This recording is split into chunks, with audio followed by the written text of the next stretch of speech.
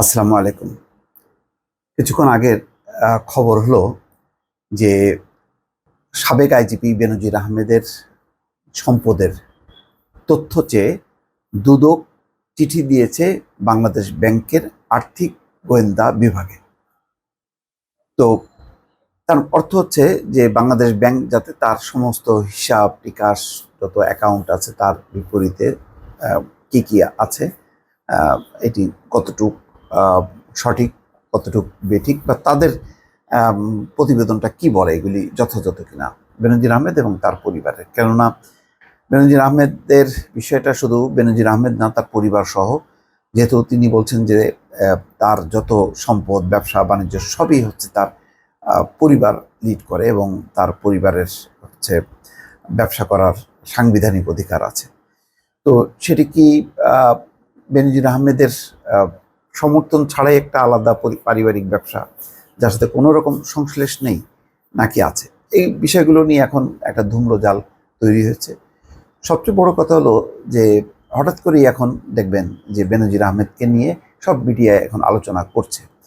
এর আগে পর্যন্ত যখন নাকি প্রথম কালের কণ্ঠ গত 31শে মার্চ সম্ভবত যখন প্রতিবেদন প্রকাশ করে, তখন রীতিমতো একটা চাঞ্চল্য তৈরি হয়েছিল এবং এটা নিয়ে গণমাধ্যমগুলো চুপসে গিয়েছিল। তারা বুঝে উঠতে পারছিল না যে এই বিষয়গুলো ফোকাস করা ঠিক হবে কিনা। কেননা এটা সবাই জানেন যে বেনজির আহমেদ অত্যন্ত প্রভাবশালী, প্রতাপশালী ছিলেন। তাকে নিয়ে আলোচনা করা, কথা বলা, এটা খুবই কঠিন একটা ব্যাপার ছিল। আহ, সরকারের সঙ্গে তার সম্পর্ক কি সেটাও একটা মাথায় ছিল। ফলে একটা সেলফ সেন্সরশিপ সবার মধ্যে কাজ করেছে, ফলে এটি নিয়ে কেউ অগ্রসর হয়নি। কিন্তু আস্তে আস্তে বিষয়টা প্রকাশ হলো এবং সেটি হয়তো প্যান্ডোরার বাক্সটা খুলে দিয়েছেন বেনজির আহমেদ নিজেই। তিনি যখন 25টি অভিযোগের জবাব দিতে গেছেন, তখন কিছু অংশ তিনি দিয়েছেন, কিছু অংশ দেননি। আবার যেটি দিয়েছেন সেটা টেকনিক্যালি হয়তো উপস্থাপন করেছেন। অর্থাৎ এখানে একটা রাগ ঢাক আছে বলে অনেকে মনে করছেন। যাই হোক, শেষ পর্যন্ত যখন নাকি ব্যারিস্টার সুমন এগিয়ে আসলো এবং তিনি দুদকে চিঠি দিলেন এবং বললেন যে বড় কিছু জিনিস দেখলেই দুদক কেন জানি চুপ হয়ে যায়, কেন কথা বলে না। এখানে হচ্ছে প্রধানমন্ত্রী শেখ হাসিনা যেখানে বলেছেন যে দুর্নীতির ব্যাপারে জিরো টলারেন্স, সেখানে কেন কেউ কথা বলে না। সবচেয়ে বড় কথা হলো এই কথাটা খুবই ছিল যে বড় কিছু দেখলেই দুদক চুপ হয়ে যায়, আর দুদককে মানে ঠেলতে হয়, মানে চাবি না দেয়া পর্যন্ত স্টার্ট নিতে চায় না, এরকম কথাবার্তাগুলো দুদকও প্রতিষ্ঠান হিসেবে তখন প্রশ্নবিদ্ধ হয়। যাক, দুদক সেখানে তারা 3 সদস্যের একটা কমিটি করেছে।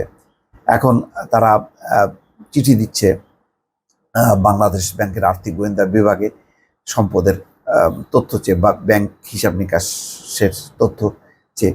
তো এখন প্রতিটা পদক্ষেপে আস্তে আস্তে সামনে আসবে। এখন আর লুকোনোর কিছু নেই। এখন প্রশ্ন হলো যে বেনজির আহমেদের ব্যাপারে আসলে সরকারের দৃষ্টিভঙ্গি কি? সরকার কি এটাকে এখন মানে বিপদ আপদ হয়ে গেল কিনা বেনজির আহমেদের ব্যাপারে? যেহেতু বেনজির আহমেদ এখন পুলিশের কোনো দায়িত্বে নেই, তারপরও তিনি বিশেষ নিরাপত্তা পান, বিশেষ সুবিধা পান অন্যদের তুলনায়। এবং তার তিনি যে একেবারে বিতর্কের ঊর্ধ্বে তাও নন।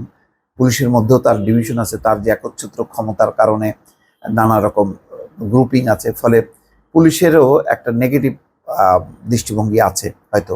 আবার সরকারও মনে করছে যে মানে এই দায় কেন নেবে, এটা তো একেবারে সরকারের ঘাড়ের উপর পড়ে। যেখানে গোপালগঞ্জে সাভানা রিসোর্ট নামে বিশাল এলাকা এমন করেছে যে গোপালগঞ্জের এখন যদি হিসাব করা হয় যে সবচেয়ে শীর্ষ ধনীকে হয়তো বেনজির আহমেদের নাম বা তার পরিবারের নামটাই আসবে। তো এরকম একটা ঘটনা একেবারে সরাসরি মানে ক্ষমতার শীর্ষে যিনি আছেন প্রধানমন্ত্রীকে স্পর্শ করে। সুতরাং প্রধানমন্ত্রীও চাইবেন না যে এই দায় নিতে।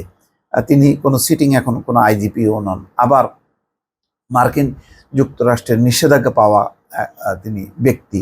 তো নিষেধাজ্ঞা পাওয়ার কারণে একটি বিষয় যে তার ব্যাপারে সরকার কোনো তদন্ত করছে না।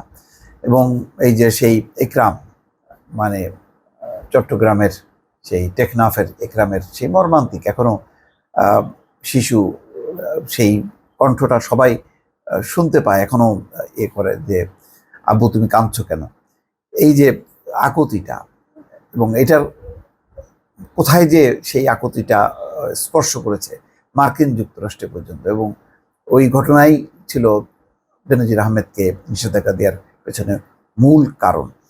ফলে একদিকে মার্কিন নিষেধাজ্ঞা, তার উপরে স্যাংশন আরোপ হয়ে আছেন মার্কিন নিষেধাজ্ঞা পাওয়া ব্যক্তি, সারা বিশ্বে তার মানে অবাধ চলাচলটা গতিরুদ্ধ হয়ে গেছে। অন্যদিকে সরকারের তিনি সার্ভিস দিয়েছেন, এটাও সত্য, আবার সার্ভিস দিয়ে তিনি নিজেকে আবার অনেক বেশি সার্ভিসটা তিনিও নিয়েছেন। এটা নিতে যে তিনি আবার বিতর্কের মুখে পড়েছেন, কিভাবে এত ধন সম্পদ হয়, কিভাবে পূর্বাঞ্চলে 45 কোটি টাকা দাম বিশাল বিলাসবহুল বাড়ি হয়, কিভাবে বোট ক্লাবের তিনি সভাপতি হন, অনেকগুলো প্রশ্ন আসছে। এটা স্বাভাবিক না, মানে অর্থাৎ এই ব্যাপারটা যদি মানে কোনো মানে বিচারের বাইরে বা এটা নিয়ে প্রশ্নের ঊর্ধ্বে উঠে যায়, তাহলে ভবিষ্যতে যারা আইজিপি হবেন বা বর্তমান যারা আইজিপি হবেন তাদেরও বা অবস্থানটা কোথায়। এবং যেটা ব্যারিস্টার সুমন বলেছেন, পারফেক্টলি বলেছেন, যে তাহলে দৃষ্টান্ত হয়ে দাঁড়াবে, সবাই বেনজির হইতে চাইবেন, অর্থাৎ দুর্নীতি লোপাট সমানে চলতে থাকবে। এমনিতেই পুলিশ বিভাগের এক শ্রেণীর মধ্যে ভয়ঙ্কর একটা প্রবণতা, তারা নানা রকম অপরাধে জড়িয়েছে, বেপরোয়াভাবে তারা চাঁদাবাজির সাথে যুক্ত আছে, নানান অপরাধের সাথে যুক্ত আছে, তাদের নিয়ন্ত্রণ করাটাই কঠিন হয়ে যাচ্ছে। সেখানে যদি এইটা যদি ছাড় পেয়ে যায় যে না, তাহলে এইভাবে সরকারের আশ্রয় প্রশ্রয়ে এইভাবে ধনী হওয়া যায়, এইভাবে প্রতাপশালী হওয়া যায় এবং বাকি জীবন সুখ স্বাচ্ছন্দ্যে কাটানো যায়, তাহলে তো একটা সর্বনাশ হয়ে যাবে। মানে আর কোনো শুধু পুলিশ বিভাগ কেন, কোনো ডিপার্টমেন্টেই আর শৃঙ্খলা থাকবে না। তো সব মিলিয়ে সরকার একটা বড় ধরনের একটা ধাক্কা খেয়েছে, ঝাঁকুনি খেয়েছে, যার কারণে এখন বেনজির সাহেবের ব্যাপারে তদন্ত করা ছাড়া এবং এটারে একটা দৃষ্টান্তমূলক পজিশনে এনে সরকার তার নিজের ভাবমূর্তি রক্ষা করা ছাড়া আর কোনো গতি আছে বলে এই মুহূর্তে কেউ মনে করছেন না। দর্শক ভালো থাকবেন, আল্লাহ হাফেজ।